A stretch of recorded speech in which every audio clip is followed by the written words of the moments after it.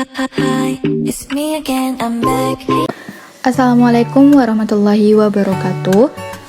Baiklah, di sini saya akan menjelaskan tentang regulasi keuangan sektor publik, yang mana video ini saya buat untuk memenuhi mata kuliah akuntansi sektor publik yang dosen pengampunya yaitu Bapak Zaharman, SE MSI AKCA.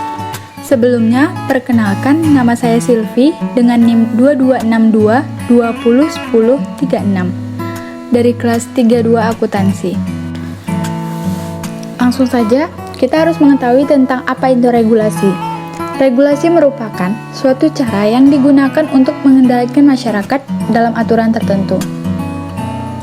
Regulasi banyak digunakan untuk menggambarkan peraturan yang terjadi dalam kehidupan masyarakat.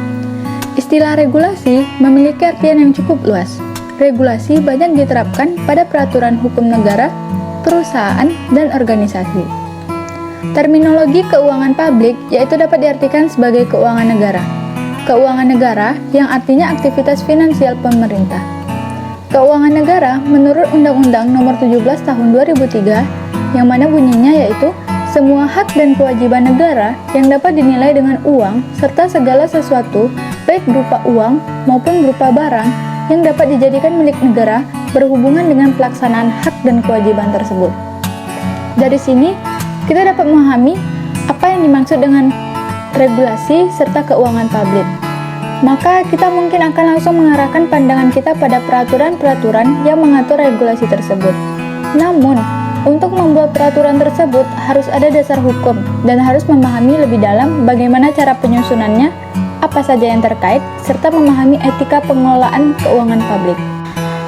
Dan ada 3 masalah yang akan kita bahas kali ini. Yang pertama yaitu tentang bagaimana regulasi ASP di era pra-reformasi. Yang kedua yaitu bagaimana regulasi ASP di era reformasi. Yang ketiga yaitu bagaimana paradigma baru ASP di era reformasi. Yang pertama kita akan membahas tentang regulasi ASP di era pra-reformasi. Perjalanan akuntansi sektor publik di era pra-reformasi didasari pada Undang-Undang Nomor 5 Tahun 1974 tentang pokok-pokok pemerintahan di daerah. Pengertian daerah dalam era pra-reformasi adalah daerah tingkat 1 yang meliputi provinsi dan daerah tingkat 2 yang meliputi kota madya atau kabupaten. Di samping itu, ada beberapa peraturan pelaksanaan yang diturunkan dari perundang-undangan antara lain.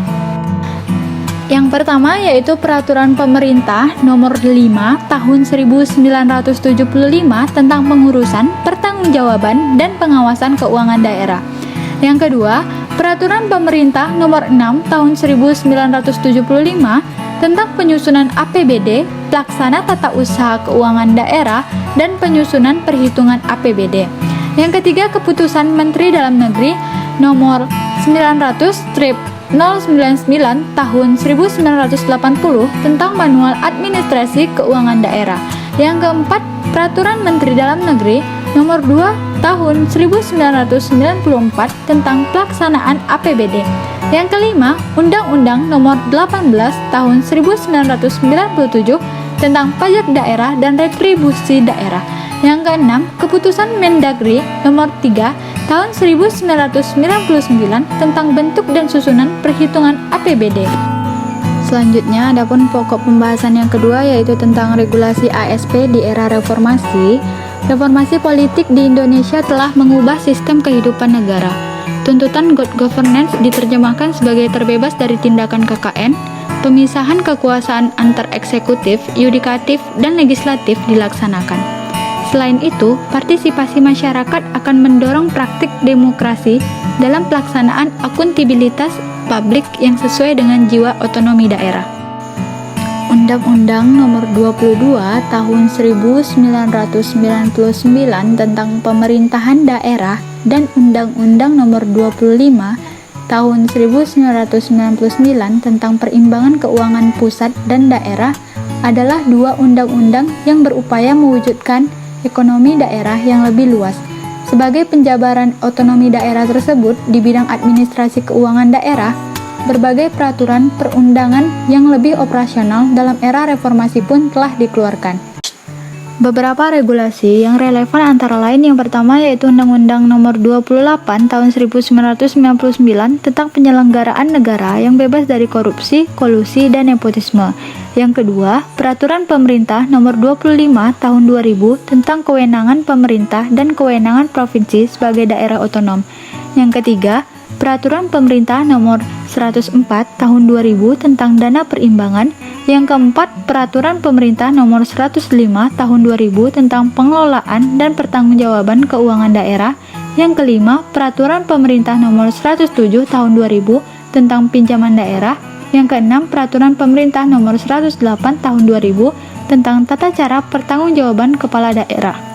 Adapun pokok pembahasan yang ketiga yaitu tentang paradigma baru ASP di era reformasi. Paradigma baru dalam reformasi manajemen sektor publik adalah penerapan akuntansi dalam praktik pemerintah guna mewujudkan good governance. Landasan hukum pelaksanaan reformasi tersebut telah disiapkan oleh pemerintah dalam suatu paket undang-undang bidang keuangan negara yang terdiri dari Undang-Undang Keuangan Negara, Undang-Undang Perbendaharaan Negara, dan Undang-Undang Pemeriksaan Tanggung Jawab Keuangan Negara yang pada saat ini telah disahkan oleh DPR. Terdapat 4 prinsip dasar pengelolaan keuangan negara yang telah dirumuskan dalam 3 paket undang-undang bidang keuangan negara tersebut, yaitu yang pertama, akuntabilitas berdasarkan hasil atau kinerja. Yang kedua, keterbukaan dalam setiap prinsip transaksi. Yang ketiga, pemberdayaan manajer profesional. Yang keempat, adanya lembaga pemeriksa internal yang kuat, profesional, dan mandiri, serta dihindarinya duplikasi dalam pelaksanaan pemerintah. Adapun paradigma baru regulasi akuntansi sektor publik yang pertama yaitu Undang-Undang Nomor 17 Tahun 2003 tentang Keuangan Negara. Yang kedua, Undang-Undang Nomor 1 Tahun 2004 tentang Perbendaharaan Negara. Yang ketiga, Undang-Undang Nomor 15 Tahun 2004 tentang Pemeriksaan Pengelolaan Keuangan Negara. Yang keempat, Undang-Undang Nomor 25 Tahun 2004 tentang Sistem Perencanaan dan Pembangunan Nasional. Yang kelima, Undang-Undang Nomor 32 Tahun 2004 tentang Pemerintahan Daerah. Yang keenam, Undang-Undang Nomor 33 Tahun 2004 tentang Perimbangan Keuangan antara pemerintah pusat dan daerah. Yang ketujuh, Peraturan Pemerintah Nomor 24 Tahun 2005 tentang Standar Akuntansi Pemerintahan. Yang kedelapan, Peraturan Pemerintah Nomor 71 Tahun 2010 tentang Standar Akuntansi Pemerintahan.